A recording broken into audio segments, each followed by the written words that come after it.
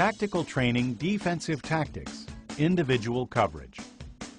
This type of coverage uses the opponent as its point of reference and is the most used in futsal today. It is effective in any type of court and can be used with pressure and total and half-court floating coverage. Pressure coverage also serves as a deterrent to the goalkeeper on attack, because after a goal throw, the ball cannot be passed back to the goalkeeper unless it touches an opposing player or passes the center line. Defensive movement number 1. Individual coverage with floating partial pressure. The goalkeeper has possession of the ball.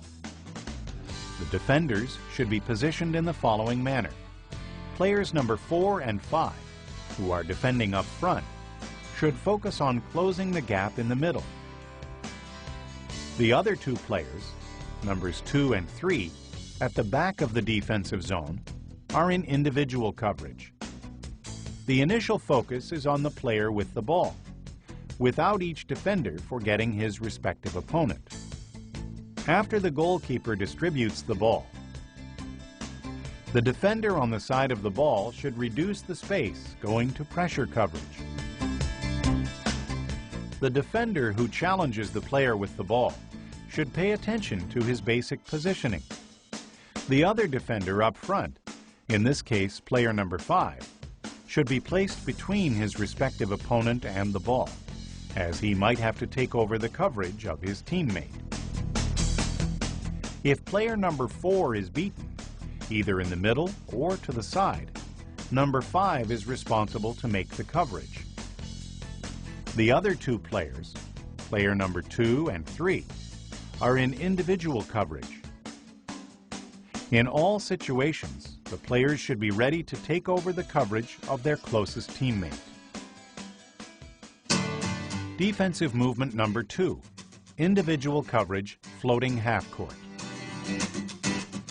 In this type of coverage, the defenders all go back to their defensive half-court, waiting for the goal throw, and start coverage at their defensive half-court, allowing the opponent to advance with the ball from their zone.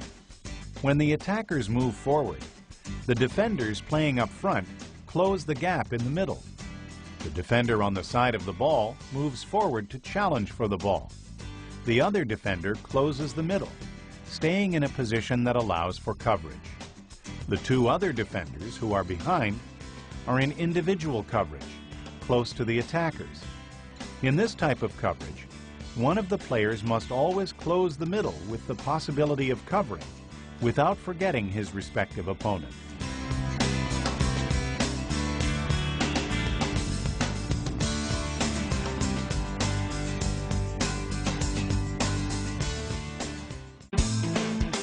Defensive movement number 3, individual coverage with total pressure after the goalkeeper has distributed the ball. After the goalkeeper has distributed the ball, the players open up the middle and loosen coverage. This type of coverage is used more when the play starts with the goalkeeper, because he is not a pass option.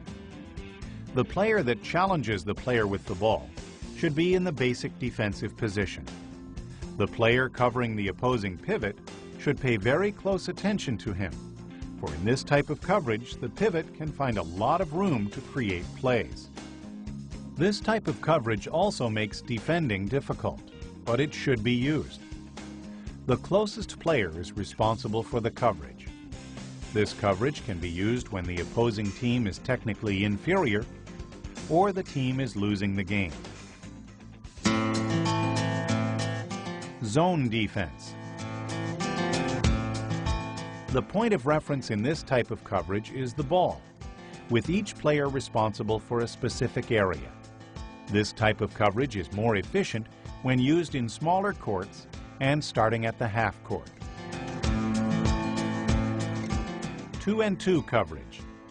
This type of positioning occurs during a goal throw, before the goalkeeper has distributed the ball. The positioning is in a square shape. The defenders who are defending up front should be focused on closing the middle to prevent the ball from easily getting to the pivot. After the goalkeeper has distributed the ball, the defender on the ball side should go to challenge, and the other defender closes the middle. The defenders covering at the rear make a similar movement to those up front.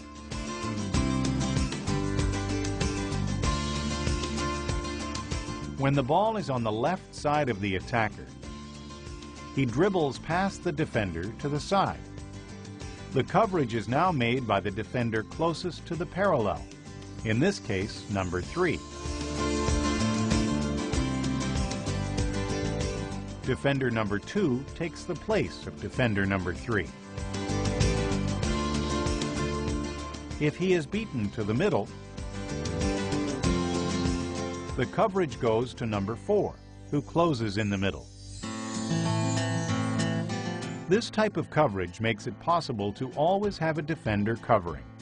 See how behind the defender who makes the initial challenge, there are players defending and in coverage.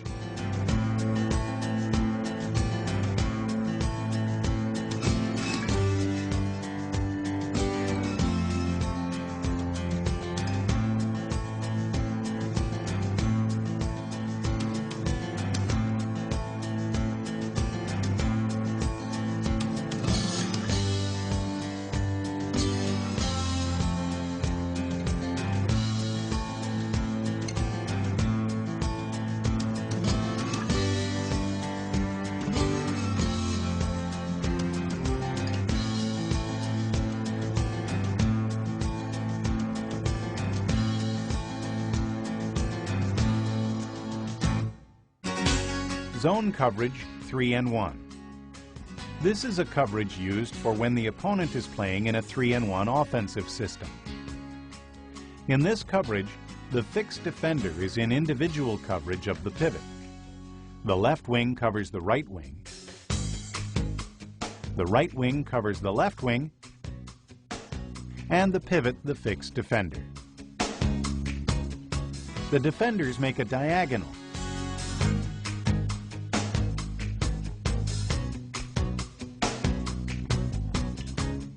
or triangular coverage.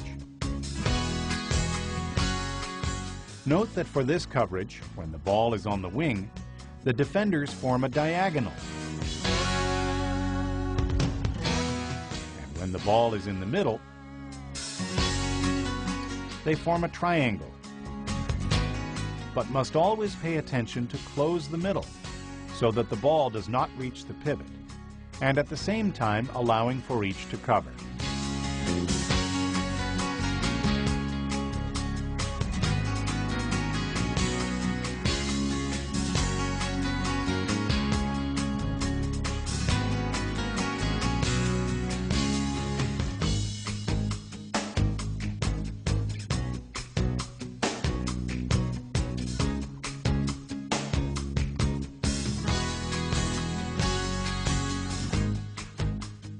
All these movements can be used with the line players and can include the goalkeeper or not.